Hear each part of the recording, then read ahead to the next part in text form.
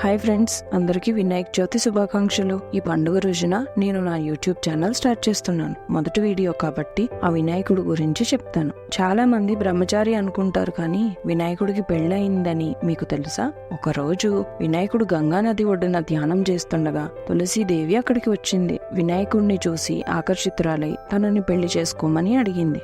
దానికి వినాయకుడు ఒప్పుకోలేదు. తులసికి కోపం వచ్చి, త్వరలోనే నీ ప్రమేయం లేకుండా 2 భార్యలని పెళ్లి చేసుకుంటావని చెప్పిస్తుంది. వెంటనే వినాయకుడు కూడా నీకు ఒక రాక్షసుడితో పెళ్లి అవుతుంది అని చెప్పిస్తాడు. అలాగే శాప విమోచనం తర్వాత నువ్వు ఒక పవిత్రమైన మొక్క రూపంలో ఉంటావు అని చెప్తాడు. అయితే ఆ శాపం వల్ల వినాయకుడికి రిద్ధి, సిద్ధి అనే 2 దేవతలతో వివాహం జరుగుతుంది. వాళ్లే ఒకరు సంపదకి, మరొకరు జ్ఞానానికి ప్రతీక. వాళ్ళకి 2 కొడుకులు కూడా ఉన్నారండి. వాళ్ళ పేర్లు క్షేమ, లాభ. ఇలాంటి ఆసక్తికర విషయాలు తెలుసుకోవాలంటే నా ఛానల్ని సబ్స్క్రైబ్ చేసుకుని సపోర్ట్ చేయండి ఫ్రెండ్స్.